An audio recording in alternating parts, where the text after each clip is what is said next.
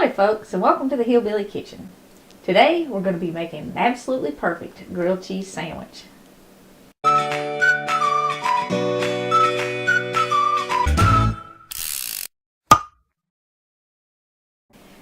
Now, I decided to do this video because we're about to be faced with a whole new set of problems as we reopen the country, and there's going to be a lot of parents go back to work and a lot of young folks left at home alone.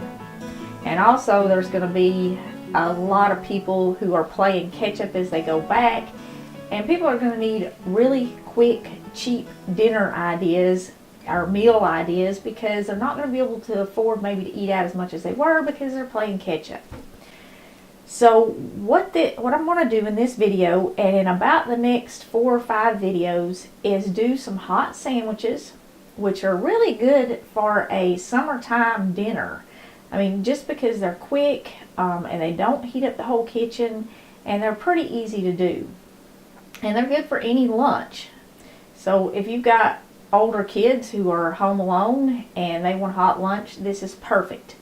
But I want to give you some basic cooking tips in this. And maybe some of my seasoned cooks who watch, and I know most of my audience right now are older and they're seasoned cooks, maybe you could leave just in the comment section some tips for cooking for young folks who are just learning how to cook, and help them out, maybe help keep them from getting burned so much, or help keep them from burning so much food. But anyway, let's get on with this grilled cheese. And what you need is some bread. Now, your bread matters very much when you're making a grilled cheese, because it's obviously more bread than it is cheese. And the better bread you select, the better your grilled cheese is going to be. If you've got homemade bread, that's great for grilled cheese. And hot sandwiches are a really good way to use up your stale bread, because when you grill it, you're not going to know it's stale. So if you have some stale bread, it works really good for grilled cheese, and it actually tastes better than fresh bread does. And you need some cheese. Now, I'm using some deli cheese. The deluxe cheeses, the store brand or the name brand is fine, but the fresh deli slices are better. And you want between 1 and 2 ounces of cheese. The more cheese, obviously the gooier your sandwich is going to be, and not everybody likes it really, really gooey, but everybody likes enough cheese in their grilled cheese to make a string. So I'm using 2 slices. It's a little over an ounce. And you need some butter, and your butter needs to be at room temperature. So set a stick of butter out and let it get soft. But anyway, let's take this over to the stove, because you can't make grilled cheese without some heat. Now, you can start with a cold pan or a hot pan, and I already have my pan on about medium heat.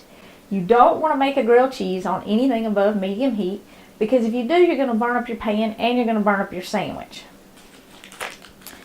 Now, how much butter you put on your grilled cheese is pretty important too.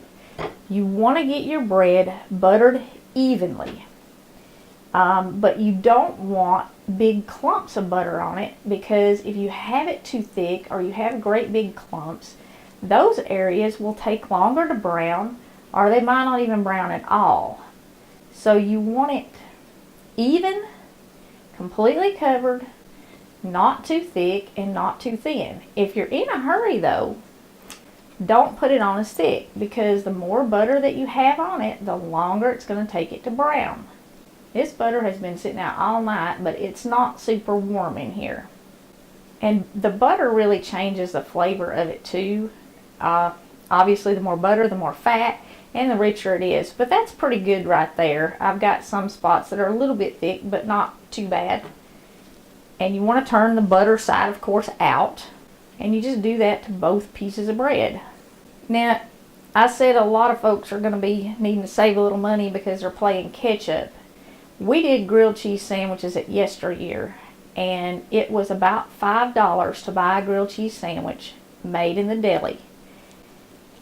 And, you know, to pay somebody to stand there and butter your bread and grill your cheese, that's not a bad price. But you can make grilled cheese sandwiches at home for less than 1/10 of that. And if you're trying to save a little money to catch up on your bills, it's a good idea to make your grilled cheese sandwiches at home. Now, how long it takes to cook is really going to depend on how hot your pan is. It's going to depend a lot on what kind of pan you're using.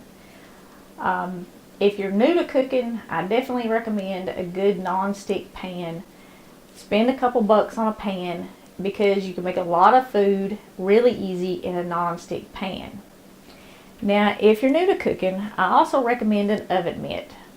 Now, this pan has a metal handle, which means it can go straight into the oven. If I'm cooking something on top of the stove and I want to put it in the oven, I can put it in the oven in this pan. I don't have to put it in a casserole dish.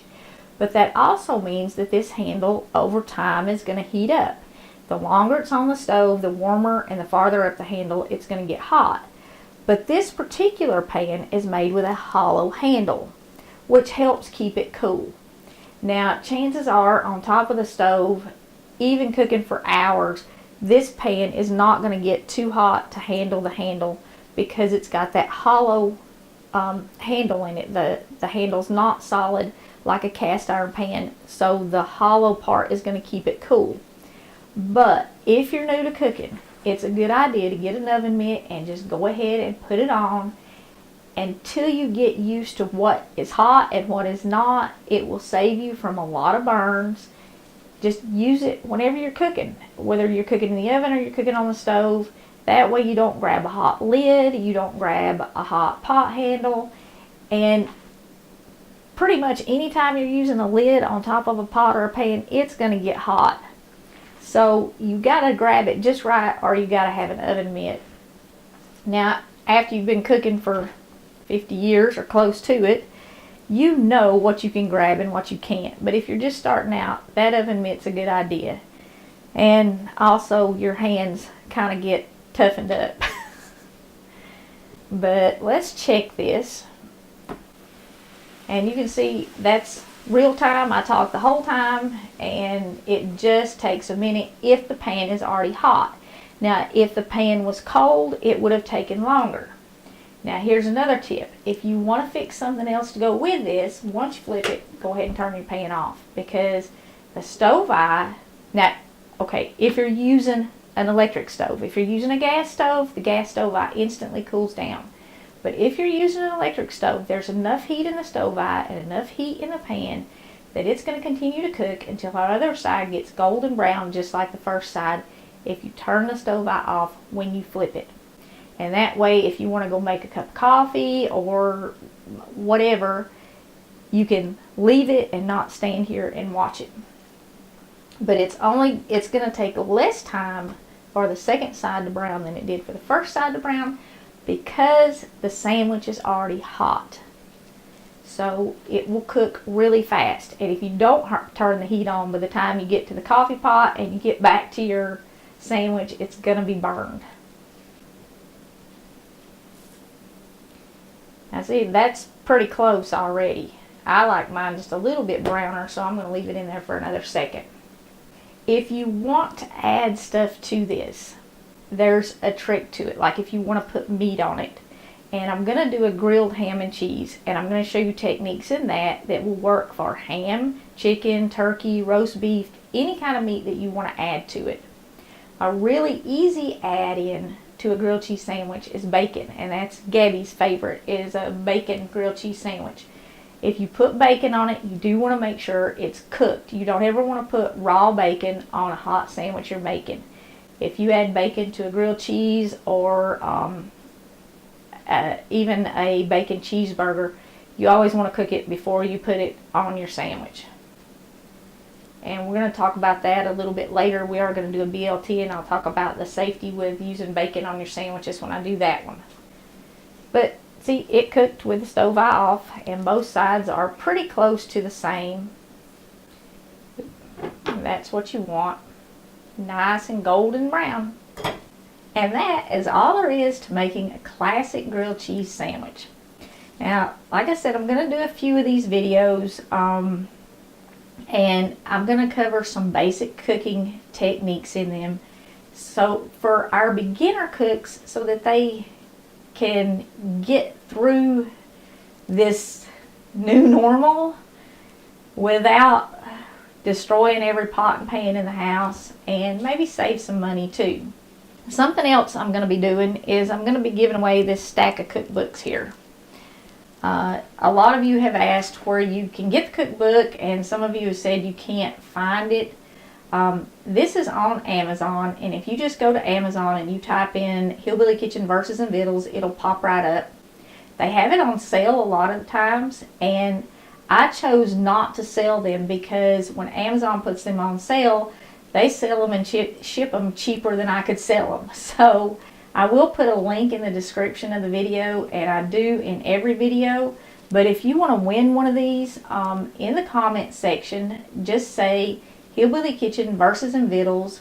You can leave whatever other comment you want, but as long as you have Hillbilly Kitchen Verses and Vittles in it, I'm going to search the comments, and I'm going to give away at least one of these a week, maybe more, and I will announce the winners in upcoming videos.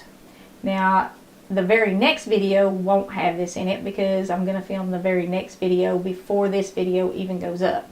But watch the videos, the winners will be in the videos, and all I'll need is your address and I can send this to you. Like I said, I'm going to do at least 1 week of these until the stack is gone. So I don't know exactly when the giveaway will end, but I will let you know when it's ended. Just comment Hillbilly Kitchen Verses and Vittles, and that'll enter you in that drawing. And you can do it on any video because I'm going to search the channel comments, not just the video comment. So thank you so much for joining us in the Hillbilly Kitchen. And if you're new to cooking, I really hope this helped.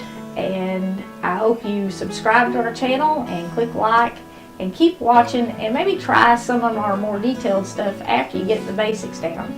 And if you're a seasoned pro, leave those comments for the new cooks and share your knowledge with them, because like I said, we're facing something totally different, and I think home cooking is probably going to make a really big comeback after this.